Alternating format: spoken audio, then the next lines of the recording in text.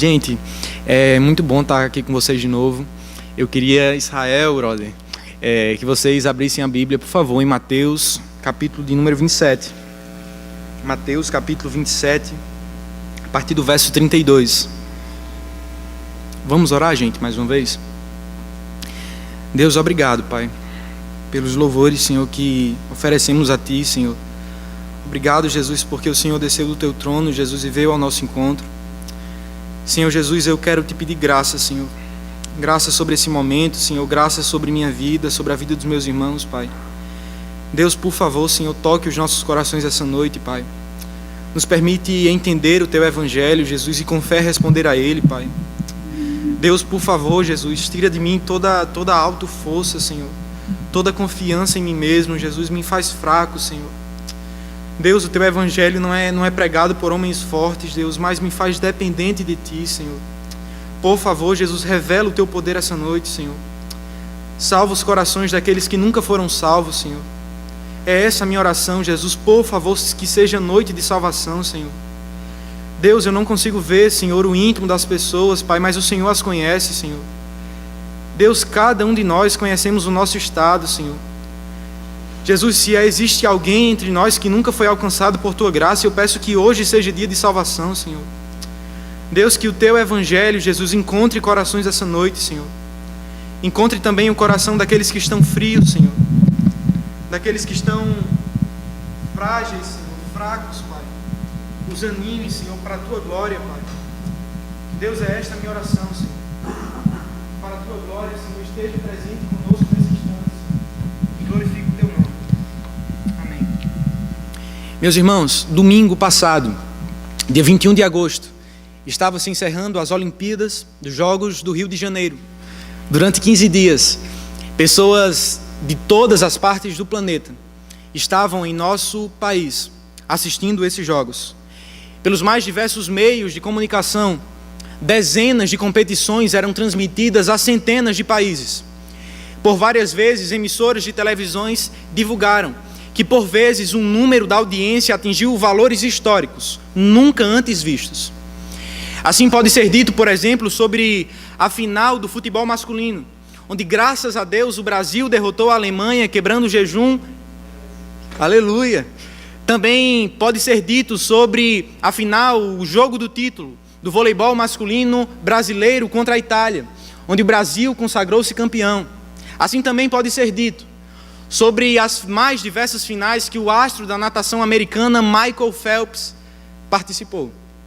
Contudo, nada se compara aos números vistos na final dos 100 metros rasos, onde ele, o raio Usain Bolt, estava correndo. Quando ele começou a correr, os olhos de todos os homens dos mais diversos lugares do planeta voltaram-se para ele. Afinal de contas, não era qualquer homem, não era um simples corredor. Era o maior corredor de toda a história. É exatamente em uma sexta-feira, um dia típico, melhor dizendo, há 2000 anos atrás, os olhos dos homens, dos anjos e do próprio Deus voltam-se para o mesmo lugar.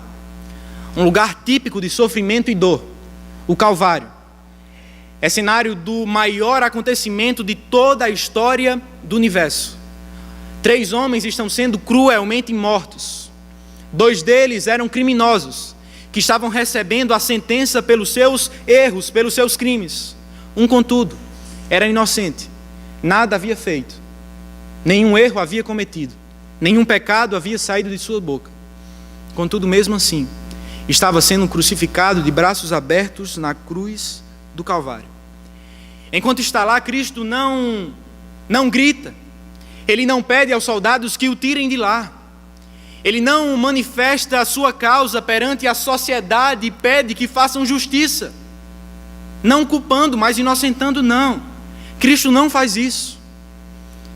Ele permanece quieto. Mas por quê? Porque Cristo permaneceu em silêncio, era por acaso Ele culpado para assim permanecer? Porque Ele não defendeu sua causa?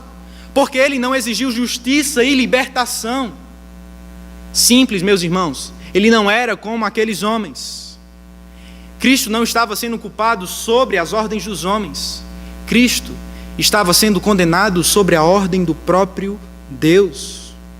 Cristo não era um criminoso a receber a sentença pelos seus crimes.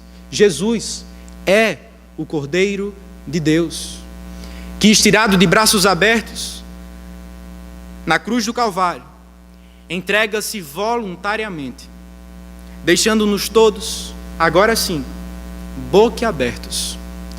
Afinal, como alguém é capaz de fazer aquilo que ele fez? Vamos ler o texto, a partir do verso 45. E houve trevas sobre toda a terra, do meio-dia às 3 horas da tarde. Jesus bradou em alta voz: Eloi, Eloi, lama sabactani, que significa: meu Deus, por que me abandonastes? Quando alguns dos que estavam ali ouviram isso, disseram: ele está chamando Elias. Imediatamente um deles correu em busca de uma esponja, embebeu-a em vinagre, colocou-a na ponta de uma vara e deu a Jesus para beber. Mas os outros disseram: deixe-no, vejamos se Elias vem salvá-lo. Depois de ter bradado novamente em alta voz, Jesus entregou o Espírito.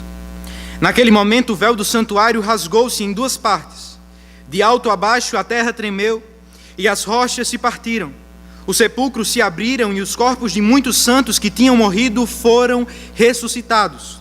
E saindo do sepulcro depois da ressurreição de Jesus, entraram na cidade santa e apareceram a muitos.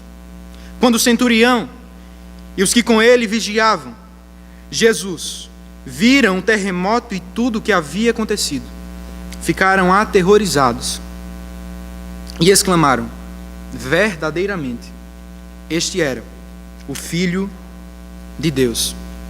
Ao olhar para esse texto, nós vemos algo diferente. Porque Mateus ele se dirige a um público predominantemente judeu. E por isso observamos claramente que ele se utiliza de várias vezes narrativas do Antigo Testamento para demonstrar que Cristo de fato era o cumprimento do Antigo Testamento. Observem que em Mateus, ele, mais do que em todos os outros evangelhos, traz à tona promessas do Antigo Testamento e aponta para Cristo, mostrando que de fato ele era o perfeito cumprimento de todas elas. Veja como é claro, o evangelista relata o nascimento virginal de Cristo. Isaías 7,14 havia dito isso. O seu nascimento em Belém, Miqueias 5,2. Seu retorno ao Egito após a morte de Herodes. Oséias 11,1 nos havia falado. Seu ministério aos gentios, Isaías 9,1. Suas curas milagrosas de corpo e alma, Isaías 53,4. Suas lições na forma de parábolas, Salmo 78,2. Sua entrada triunfal em Jerusalém, Zacarias 9,9. Em todo o tempo, Mateus se utiliza do Antigo Testamento e aponta para Cristo, dizendo: é Ele que o cumpre em perfeição, é Cristo, o cumprimento perfeito de todo o Antigo Testamento. Todas essas passagens reforçavam a todos os seus ouvintes a real identidade de Jesus. E pouco a pouco abriam caminho para o ápice da revelação de Jesus entre os homens. Cristo haveria de cumprir a maior promessa de todo o Antigo Testamento. Alguns esperavam de Cristo que seu próximo passo fosse de glória. Outros ainda que sua próxima vestimenta fosse uma túnica de rei. Cristo tratou de inverter a ordem na cabeça dessas pessoas, mostrando que antes de glória, ele enfrentaria uma cruz. Antes de uma vestimenta de rei, ele se vestiria de sangue, enquanto permanece estirado como um criminoso na cruz do Calvário. Ele, o Rei da Glória, tenta, ou melhor, escreve com seu próprio sangue e sofrimento: sou eu o pleno cumprimento de Isaías 53. Sou eu o servo sofredor que haveria de vir. Sou eu o servo sofredor que tomaria sobre o meu corpo o seu sofrimento. Sou eu aquele que deveria vir e morrer em vosso lugar. E diante dessa grande verdade, Mateus grita, dizendo: vejam, Jesus, é o Cordeiro de Deus. Ele é o Cordeiro de Deus. Aquele que está na cruz do Calvário não é um criminoso. Cristo, quando está na cruz do Calvário, não é como os outros. Ele é o Cordeiro de Deus. A grande questão é como o Cordeiro de Deus se manifesta no Calvário. Para responder essa pergunta, eu gostaria de olhar novamente ao texto e, através dele, sugerir a vocês 3 maravilhosas respostas.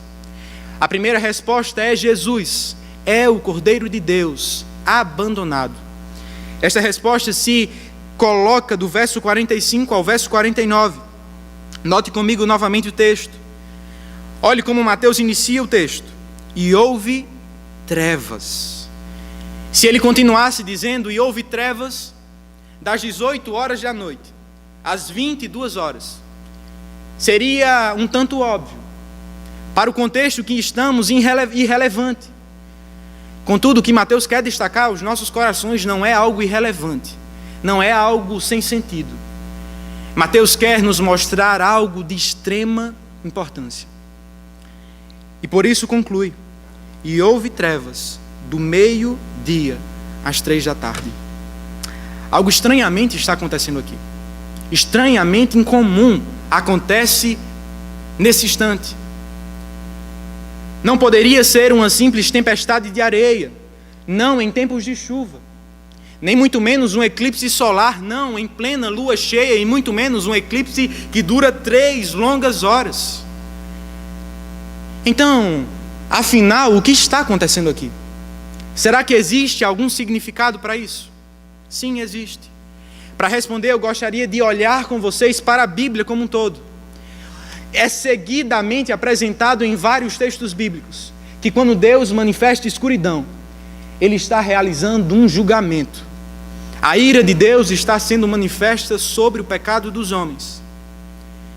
Ou seja, em simples palavras, e houve trevas, nos está dizendo, e Deus realizou um julgamento.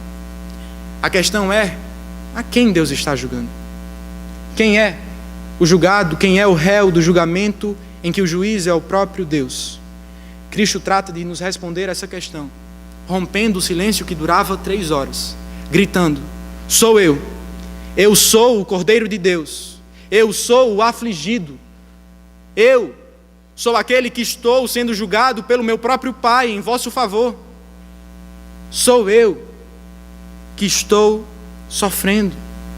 É por isso que exclama: meu Deus, por que me desamparastes? Meus irmãos, Cristo não é nada estoico, Cristo não é indiferente à dor, pelo contrário, Cristo chora. O Criador de todo o universo, aquele que havia feito a você e a mim, ele não permanece indiferente ao sofrimento, antes ele mergulha de cabeça. E é naquele enorme sofrimento na cruz do Calvário, ele diz: meu Deus, por que me desamparastes? Ele chora em agonia, e ele grita porque verdadeiramente sofre. Afinal de contas, não era simples a coisa que estava sobre ele antes, era a mão do próprio Pai que o esmagava, o fazendo clamar. Observem o sofrimento de Cristo. É por isso que coloca Timothy Keller: Jesus, aquele que fizera o mundo, estava sendo desfeito. Por quê? Porque ele estava sofrendo na pele o dia do meu e do seu julgamento. Deus meu, por que me desamparastes? Em outras versões, Deus meu, por que me abandonastes? Não era uma simples pergunta retórica. E para esta questão há somente uma resposta: Cristo estava sendo desamparado no meu e no seu lugar. Cristo está sendo desamparado em nosso lugar. Cristo é desamparado para que nós não fôssemos. Meus irmãos, o julgamento que deveria ter recaído sobre nós foi recaído sobre Jesus. Naquele instante, Cristo está se colocando exatamente sobre o peso da ira de Deus. Cristo se coloca no lugar onde eu e você deveríamos estar. Assumindo o nosso papel, ele é posicionado sobre as pesadas mãos do Pai, recebendo o castigo que todos nós deveríamos por direito de pecadores, receber. E como parte desse castigo, estava a mais terrível dor que jamais em toda a eternidade ele havia passado. A momentânea separação do Pai. Cristo não grita, Cristo não geme de dor, Cristo não grita em agonia porque cravos furam o seu braço. Não pensem que foi isso. Cristo grita em agonia porque quando ele olha ao redor, ele não verá ninguém. O Pai que o tanto amou e por toda a eternidade estava ao seu lado, por um momento se ver distante. Cristo de fato experimentou a dor do luto, de se ver distante, de se ver abandonado por aquele a quem mais amava. Contudo, não foi somente os momentos de agonia pela grandiosa separação do Pai. Cristo naqueles momentos também experimenta a rejeição dos homens. Ele veio para o que era seus, mas os seus não o receberam. Os homens que estão ao redor da cruz, eles não reverenciam a Cristo. Eles não se dobram diante da dignidade de Cristo, antes eles o ridicularizam. Eles o menosprezam. Eles dizem: se tu és rei, se tu és aquele que diz que pode salvar todos os homens, por que não vai? Desce da cruz e salva a ti mesmo. Não és o rei dos judeus? Eles não lhe prestam reverência. Eles o abandonam. Quer seja por Deus ou ainda pelos homens, Cristo se vê abandonado. E tudo isso em nosso favor. Cristo suportou o preço que estava proposto para nós, assumindo perfeitamente. Disse Jesus: meu Deus, por que me abandonastes? Olhem para esta expressão. Escutem novamente essa expressão: meu Deus, por que me abandonastes? Meus irmãos, que para a glória de Deus, esta expressão desça ao nosso coração. Que passemos a encarar urgentemente a seriedade dos nossos pecados. Não foi um simples filósofo que clamou isso, foi o Filho do próprio Deus. Existem alguns que dizem que o motivo ao qual Jesus é levado a clamar em agonia: meu Deus, por que me abandonastes? Foram seus sofrimentos físicos. A estes que afirmam isso nunca entenderam a real natureza do Calvário, nem muito menos o real motivo pelo qual Cristo veio ao mundo. As dores que Cristo enfrenta estavam em sua alma. Naquele momento o inferno veio ao Calvário e o Salvador a ele desceu, suportando totalmente a nossa dor. Como imaginar, como dimensionar, mesmo que minimamente, o sofrimento de Cristo? Olha o que diz Charles Spurgeon: suponhamos que um homem tenha caído no inferno. Suponhamos que todos os seus tormentos eternos pudessem ser concentrados em uma só hora. E então suponhamos que ela possa ser multiplicada pelo número dos salvos, que excede uma quantidade incontável pelos homens. Podem imaginar agora qual a vasta agregação dos pecados da condenação destinada a todo o povo de Deus, se eles tivessem sido condenados por toda a eternidade. Junte os seus pecados. Olhe para você e veja o quanto você é um pecador. Imagine o quanto você sofreria no inferno eternamente se Cristo nunca tivesse vindo para você, se a graça de Deus nunca houvesse lhe alcançado.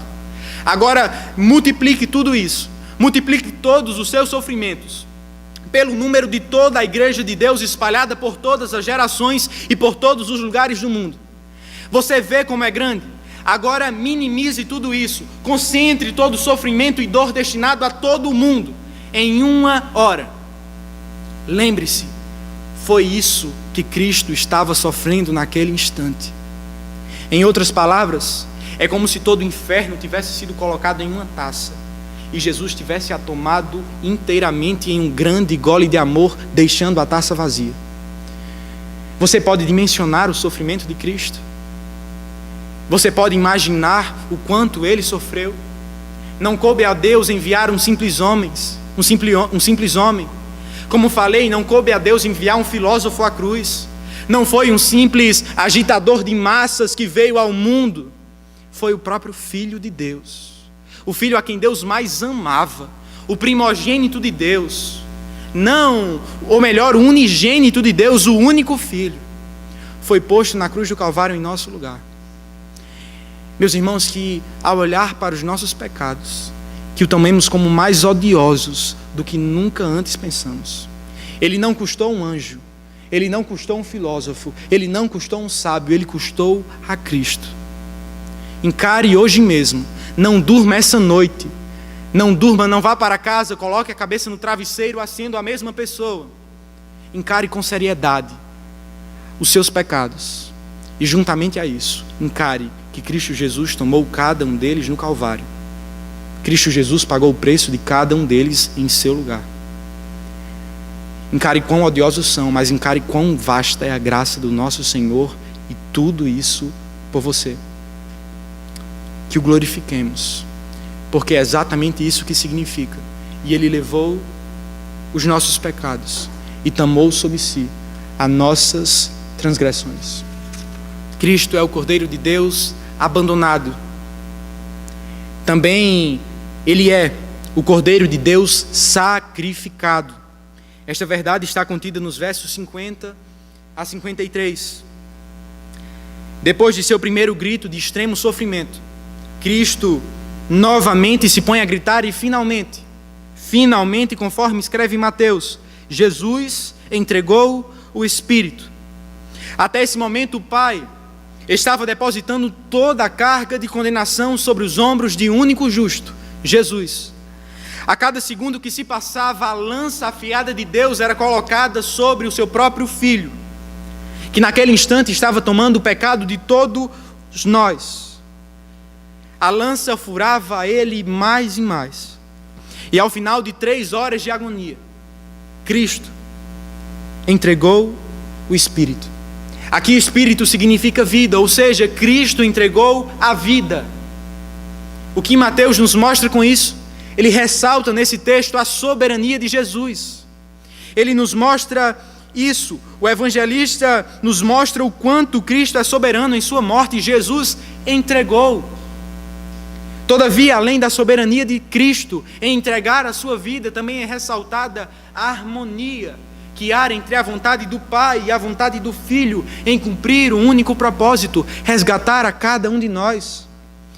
Lembrem em suas mentes João 3,16, porque Deus amou ao mundo de tal maneira que deu o seu Filho unigênito para todo aquele que nele crê não pereça, mas tenha a vida eterna. Deus deu, o Pai deu o seu Filho, o Pai enviou o seu Filho. Deus envia o seu amor, Deus manifesta o seu amor por nós em enviar a Cristo. Este manifesta o seu amor por nós ao se entregar voluntariamente em nosso lugar. O Evangelho não é uma foto de dois não, mas o Evangelho não é uma foto de um pai que ama futebol e que por amar este esporte, ele faz de tudo para o seu filho fazer o mesmo. Ele força o seu filho a gostar de futebol.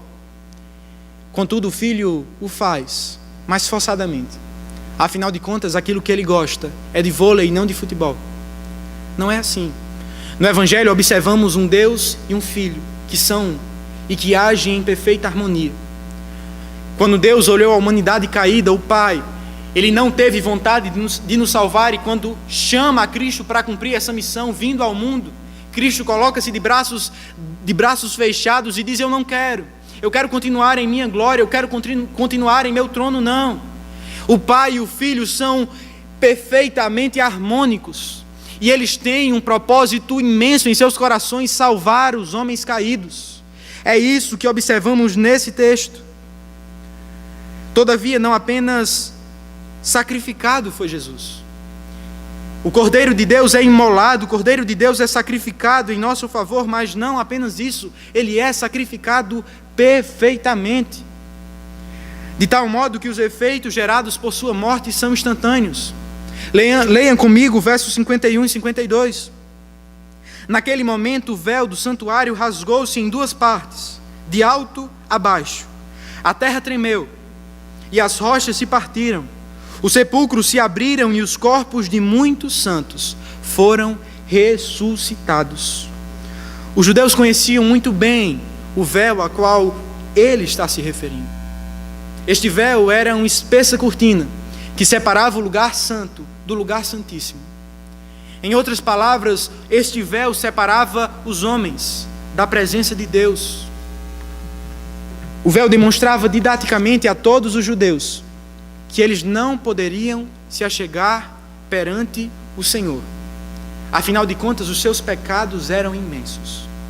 O véu demonstra aos nossos olhos aquilo que existe em nossa relação natural diante de Deus. Deus é santo, nós somos pecadores, existe uma grande barreira que se chama pecado.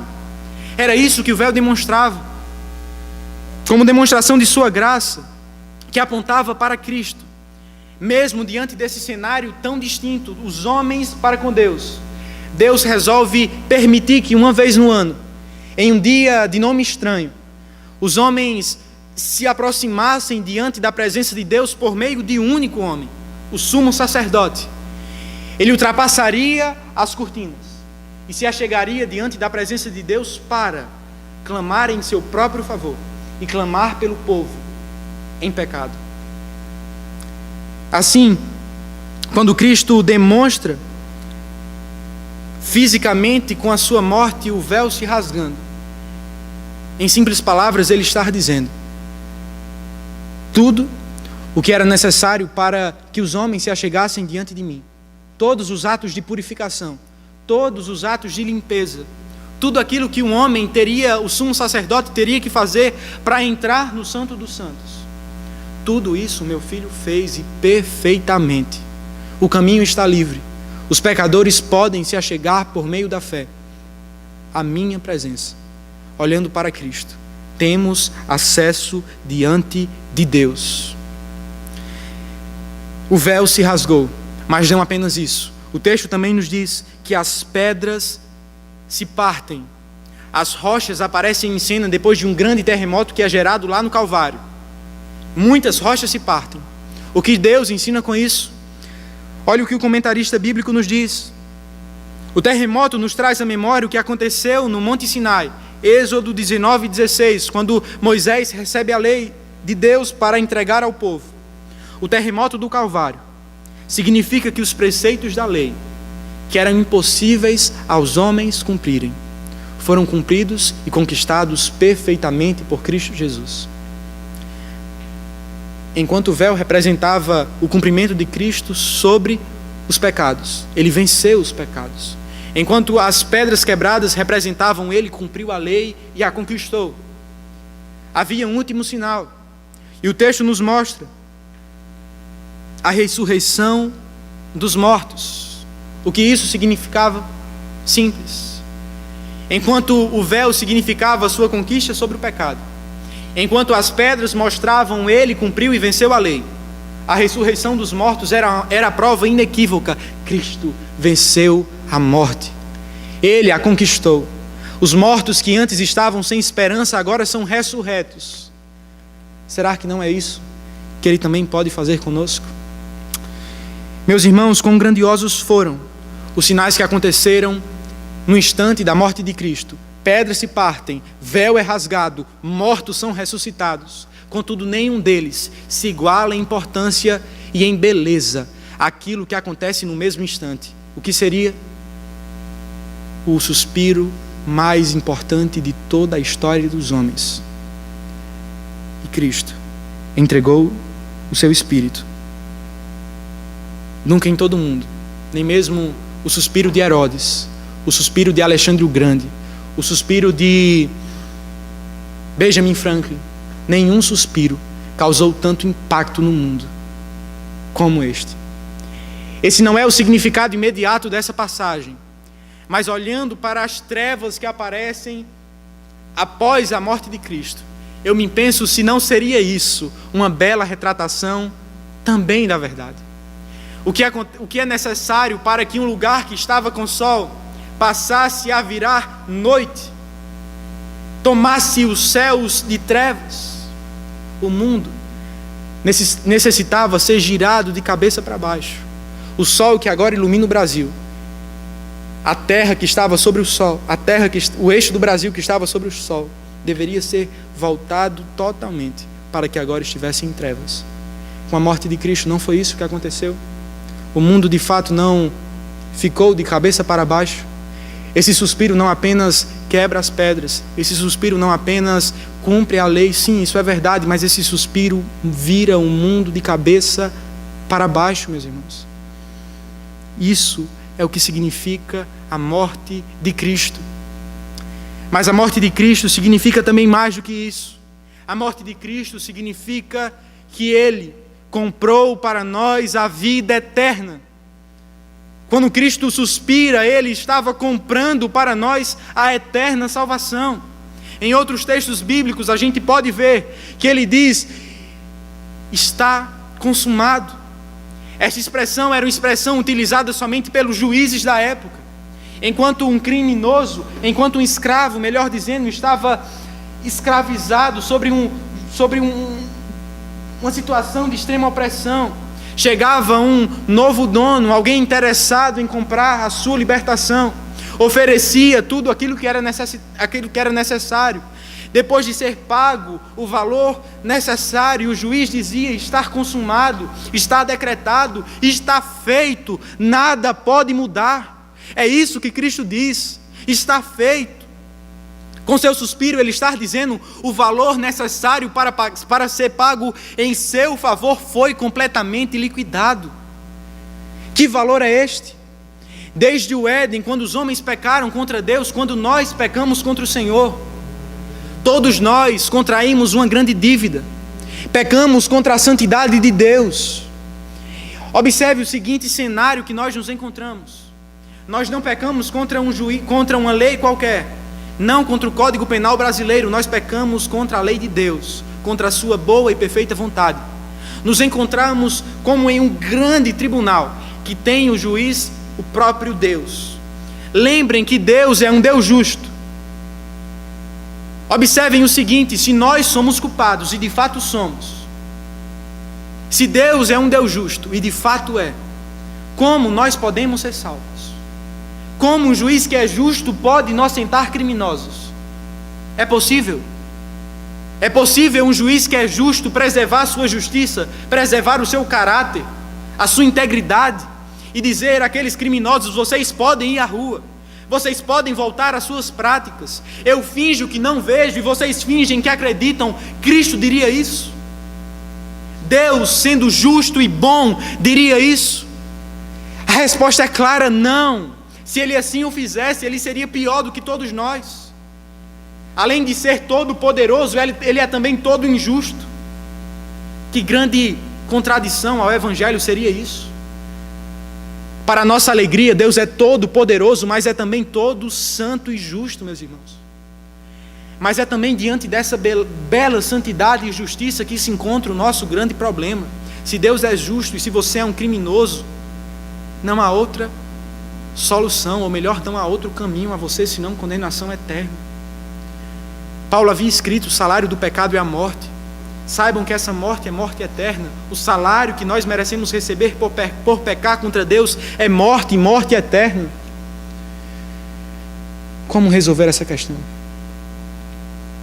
Será que existe esperança? No Calvário, Cristo estava dizendo sim. Onde está? Está em mim. Eu sou a esperança de todos vocês. Na cruz do Calvário, Cristo tomou a justa manifestação de Deus da ira de Deus contra o pecado. Cristo recebeu a condenação que eu e que você, que nós deveríamos receber. E ao mesmo tempo, como Deus manifesta sua justiça, Deus também manifesta seu amor pelos homens e sua misericórdia.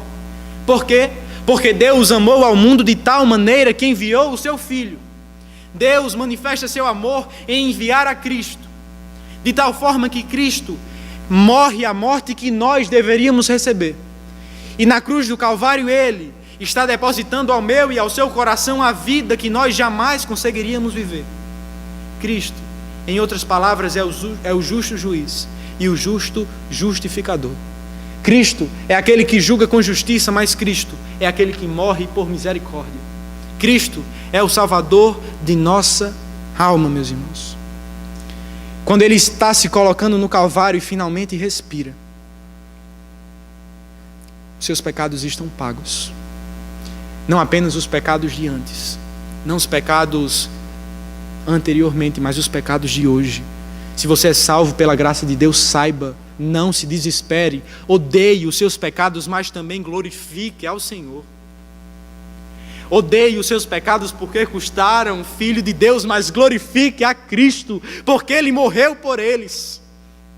Ele não olhou para a nossa condição de criminosos e desistiu de nós. Ele olhou para a nossa condição de criminosos e nos amou, morrendo em nosso favor. Meus irmãos, que maravilhosa notícia! Não seria de se estranhar se a terra não tremesse? Não seria de se estranhar se as pedras não quebrassem? Será que não é isso que o nosso coração também deve fazer? Diante dessa grande notícia, como os nossos corações podem permanecer os mesmos? Como os nossos corações podem permanecer duros, intactos? Eles não devem se quebrar, eles não devem se romper, assim como fizeram as pedras? Porque Cristo tomou os nossos pecados, suspirou e pagou as nossas dívidas. O Cordeiro de Deus foi sacrificado, e sacrificado perfeitamente em nosso favor. Jesus é o Cordeiro de Deus na cruz do Calvário, abandonado por Deus e pelos homens. Cristo é o Cordeiro sacrificado em favor de cada um de nós. Mas Cristo também se revela na cruz do Calvário como Cordeiro adorado. Quero que vocês leiam comigo o verso 54. Quando o centurião e os que com ele vigiavam, viram Jesus. Quando o centurião e os que com ele vigiavam Jesus viram o terremoto e tudo o que havia acontecido, ficaram aterrorizados e exclamaram verdadeiramente: este era o Filho de Deus. Eu disse a vocês que foram apenas 3 o número de efeitos instantâneos com a morte de Cristo. Eu gostaria de dizer que na verdade não são 3, mas 4. Eu omiti propositalmente o 4º desses efeitos, para tratar agora com mais calma. Sim, é verdade, as pedras se partem. Correto, de fato, o véu é rasgado de cima a baixo. Completamente certo, o céu que antes estava escuro passa a estar claro, os mortos ressurgem dentre os mortos, sim, mas não é apenas isso que acontece. Talvez os judeus que ali estavam observassem apenas esses sinais, afinal de contas eles eram os mais estéticos. Pedras fazem barulho, o véu pode ser visto claramente, mas Jesus, ele nos mostra que não foi só isso que aconteceu nesse texto. Como eu sei isso? A partir de todos os outros evangelistas, exceto João. João não toca nesse assunto. Podemos saber que algo a mais aconteceu. O que seria? A morte de Jesus não apenas havia dissipado a escuridão dos céus, nem tampouco a lei havia apenas quebrado as rochas. Cristo havia apenas quebrado as rochas, simbolizando o cumprimento da lei. Naquele exato instante, a maravilhosa graça de Cristo é revelada na cruz do Calvário, dissipando agora não as trevas do céu, as trevas de um homem, não quebrando agora rochas, mas quebrando um homem ao meio, quebrando o coração de um centurião, levando assim dizer em alta voz e bom som: verdadeiramente este era o Filho de Deus. Sendo este homem o primeiro a ser alvo da graça salvadora de Cristo pós a sua morte. Nos perguntamos por quê? Por que não os religiosos? Por que não os sacerdotes? Por que não os escribas? Por que não Pilatos, Herodes? Por que este homem? A única informação que Mateus nos oferece sobre este homem é que ele era um centurião. Mas afinal de contas, quem era um centurião?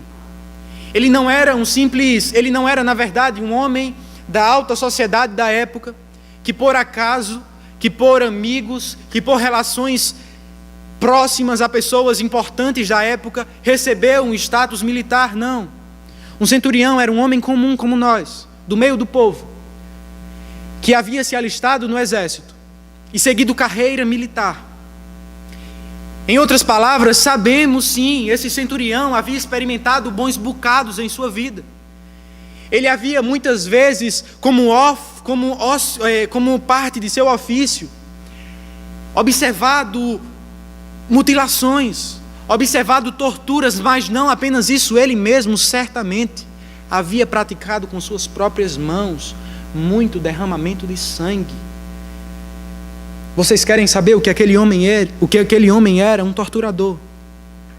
Um simples e grande torturador. O centurião, assim como Deus tem prazer de fazer ao longo da história, ele ironicamente é o único que consegue ver aquilo que os mais sábios dentre os homens, aquilo que as maiores autoridades da época, aquilo que os mais inteligentes, os mais cultos, os mais morais, os mais certinhos, os mais religiosos não conseguiram ver. Ele disse: verdadeiramente este era o Filho de Deus. A questão é, o que ele vê em Jesus? O que ele vê em Jesus que consegue tirar a cegueira que tinha em seus olhos e revelar com clareza o verdadeiro caráter de Cristo? E por quê? Por que ele vê e não os outros? Por que o centurião? Por que este homem? Timóteo Keller coloca: ele ouviu o brado de Jesus e viu como ele morreu. Como a cegueira foi dissipada, ele viu o brado de Jesus e ouviu como ele morreu. Aquele centurião já vira muitos homens morrerem, e muitos inclusive pelas próprias mãos dele. Contudo, até mesmo para um homem como ele, a morte de Jesus foi totalmente diferente, única. Ele viu algo na morte de Jesus que foi diferente de qualquer outra morte. A ternura de Jesus, a despeito de todo aquele terror ao seu redor, Cristo morre em um lugar chamado caveira.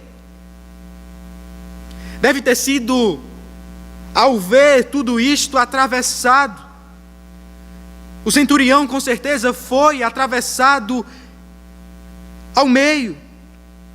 A beleza de Jesus em sua morte deve ter inundado de luz a escuridão que aquele homem por tanto tempo estava. Ele finalmente consegue entender, verdadeiramente este era o Filho de Deus. A graça de Deus novamente é posta em holofote aqui. Ela encontra um coração perdido e faz dele o seu alvo. O centurião, sem sombra de dúvida, era o alvo mais improvável dentre os homens para ser alvo da salvação de Deus. Afinal de contas, aquele homem estava acostumado a matar muitos outros com suas próprias mãos. O que Cristo faria com ele? Daria a vida que ele nunca conseguiu. E para isto, o centurião ficaria de mãos atadas. Por quê? Porque Cristo já estava de mãos soltas, e estas na cruz do Calvário. O que Jesus nos ensina com isso, meus irmãos? Seja quem você for, seja que pecados você tenha caído, seja o quão desesperado você esteja e distante de Deus também, você pode, assim como aquele homem, ser alvo da graça de Deus. Você hoje mesmo, você nessa noite, pode ser alcançado por esta graça. Não sabemos muito a respeito da vida deste homem. O que sabemos é que, sem dúvida, como havia dito, aos olhos de todos, ele era a menor opção. E certamente, aos olhos dos homens de sua época, ele era o último da lista, o menos provável, o caso mais impossível. Um torturador, afinal de contas, quem irá salvá-lo? Todavia, aos olhos de Deus, as coisas não funcionariam assim. Ele estava, Cristo, para demonstrar através daquele homem, o centurião, aquilo que, através dos sinais, havia apontado para os homens. O véu, quando se rasgou, estava demonstrando a todos: Cristo é o canal que aproxima os homens de Deus. Cristo havia rasgado o véu e, deste modo, cada um dos homens, até mesmo prostitutas, até mesmo centuriões, torturadores, até mesmo perseguidores da igreja como Paulo, até mesmo pecadores como nós, podem ser alvos da graça de Deus. Era isso que aquele homem, era isso que Cristo, o Filho de Deus, estava mostrando a partir daquele homem. Lhes havia dito: um homem com as mãos cheias de presentes, ou melhor, cheias de pacotes, não pode receber um presente. Era exatamente isso que Cristo estava para mostrar com aquele homem. Observem que Cristo, ao chegar àquele homem, ao chegar ao centurião, ele não estava perguntando, bom homem, ou melhor, torturador, o que lhe diz, o que você pode me dizer, o que você tem a me oferecer, o que você tem a dizer a seu favor, não. Antes, Cristo fala, ou melhor, Cristo o encontra para dar aquilo que aquele homem jamais poderia ter, aquilo que o homem jamais poderia conquistar. Eu me pego perguntando, será que não foi exatamente isso que Cristo fez, nos amando? Não será que não é este exatamente o Evangelho da graça de Deus? O Evangelho da graça é Deus, meus irmãos, amando não porque tentamos agradá-lo, não porque conseguimos ser boas pessoas, não porque conseguimos ser bons religiosos, não. Não, porque ao fracassar você corre a Ele desesperado, dizendo, Deus meu, eu me arrependo. O Evangelho da graça é Deus dizendo que nos amará. É Deus decididamente dizendo, eu o amarei. Eu serei o seu Deus e você será o meu filho.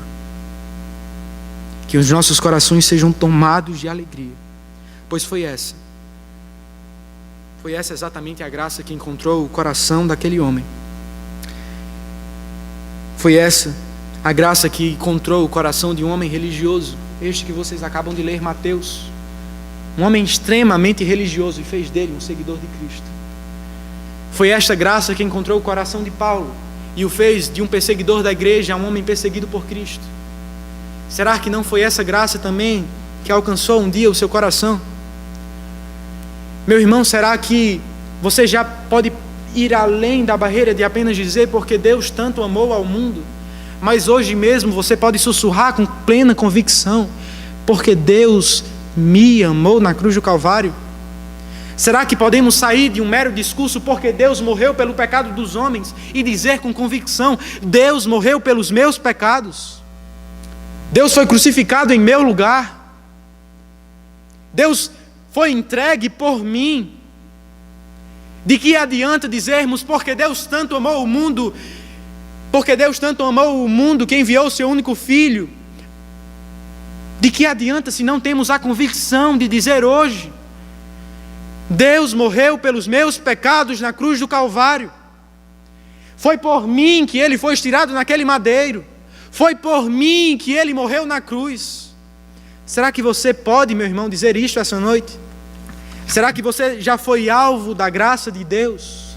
De uma coisa eu sei, quando o tiro foi dado, quando os corredores correram, quando o Usain Bolt estava disparando como de fato um raio na pista dos 100 metros rasos,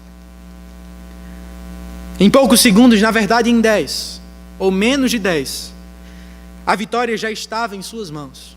Bolt, não apenas um jamaicano, agora consagrava-se campeão, ou melhor, tricampeão olímpico. Narrando a corrida, vocês vão descobrir quem falou isso. Ele disse, Bolt não é um homem, Bolt não é um simples atleta, ele não é humano, ele não é desse planeta, ele é um semideus, o imbatível Usain Bolt, o raio. Quem será que disse isso? Meus irmãos, o que eu acho de Bolt? Ele é um ótimo atleta. Ele é um grande corredor, talvez o maior corredor que a Jamaica já teve. Talvez o maior corredor de 100 metros. Superou Tyson Gay, superou Gatlin, superou tantos outros. Mas, me perdoem, quando eu olho para a cruz do Calvário, quando eu olho para outra corrida, e principalmente para outro corredor, e quando eu sei que ele não correu em vão em busca de uma medalha de ouro para o seu próprio peito, mas ele correu em direção à cruz do Calvário pelos meus pecados, o Usain Bolt se torna ninguém. O Usain Bolt se torna uma tartaruga, ele é muito lento. O atletismo perde totalmente sua graça. Eu olho para Cristo Jesus e vejo Ele correndo e se entregando de braços abertos por nós, meus irmãos. Diante disto, quem é o Usain Bolt? Diante dele, o Cordeiro de Deus, Cristo, eu me coloco humilhado, eu me espanto diante de tremendo amor. Eu me espanto, eu louvo porque triunfou em sua corrida em direção à cruz. e por meio de sua vitória cravou de uma vez por todas em nossos corações a medalha que tanto necessitávamos. Não a de ouro, não a de prata, não a de bronze, a medalha da salvação eterna. Que de agora em diante, pela graça de Deus, o seu coração, assim como foi o coração daquele centurião, possa se lembrar, possa ainda hoje mesmo sussurrar: Cristo não morreu pelo mundo apenas, Cristo morreu por mim. Eu gostaria de encerrar lendo um rápido relato para vocês, que diz o seguinte: o mais agonizante grito de solidão da história veio não de um prisioneiro, de uma viúva ou de um doente, veio do alto de um monte, de uma cruz, de um Messias. Meu Deus, por que me desamparastes? Gritou ele. Nunca as palavras carregaram tanta dor, nunca alguém se sentiu tão sozinho. Agora sobre o monte da caveira, Gólgota, aquele que leva o pecado está sozinho. Toda mentira já contada, todo objeto já cobiçado, toda promessa já quebrada, estão sobre os seus ombros. Ele é pecado. Deus se afasta. Corra, Cordeiro, corra. O desespero é mais escuro que o céu. Os dois que foram um, agora são dois. Jesus, que estava com Deus desde a eternidade, está agora sozinho. O Cristo, que era uma expressão de Deus, está abandonado. A Trindade está desmantelada. A divindade está desarticulada. A unidade está dissolvida. Isso é mais do que Jesus pode suportar. Ele aguentou o espancamento e permaneceu firme durante o julgamento simulado. Assistiu em silêncio enquanto aqueles que o amavam correram. Não retaliou quando os insultos foram lançados, nem gritou quando os cravos perfuraram seus pulsos. Mas quando Deus virou o rosto, isso foi mais do que ele podia suportar. Meu Deus, o lamento brota dos lábios ressequidos. O coração santo está partido. Aquele que leva o pecado clama enquanto vagueia pelo deserto eterno. Do céu silencioso vêm as palavras gritadas por aquele que caminha por um deserto de solidão. Por quê? Porque você me abandonou? Não consigo entender, honestamente não consigo. Porque Jesus fez aquilo? Sim, eu sei das respostas formais, oficiais, para satisfazer a velha lei, para cumprir a profecia. E de fato essas respostas estão certas. Estão mesmo. Mas existe algo a mais, algo cheio de compaixão, algo cheio de anseio, algo pessoal. O que é? É Cristo morrendo em nosso favor. É Cristo dizendo: eu morri por vocês. O que faremos nós diante dessa mensagem? Que o nosso coração trema assim como fez toda a terra. Que o nosso coração seja partido assim como fez todas aquelas pedras. Que para a glória de Deus a escuridão que há em nosso coração seja dissipado. Por quê? Porque o Cordeiro de Deus foi morto, meus irmãos. Ele foi entregue em nosso lugar. Ele foi sacrificado para que nós não fôssemos. Ele foi abandonado para que nós não fôssemos. Cristo é o Cordeiro de Deus. Que nos curvemos e adoremos, que nos arrependamos e que o buscamos. Ele é o Cordeiro de Deus. Jesus, louvado seja o teu nome, Deus. Tu não foste sábio apenas, tu não fostes filósofo dos homens, tu não pregou sabedoria humana. Tu fostes aquele que correu em nosso lugar em direção à cruz do Calvário. Tu fostes sacrificado, Senhor. Tu fostes morto, Senhor. Tu fostes abandonado, Senhor. Tu disse: Deus meu, por que me abandonastes? Para que não disséssemos eternamente, Pai. Deus, não nos permite dormir hoje assim, Senhor. Não nos permite dormir hoje cego, Jesus, diante da realidade do Calvário, Senhor.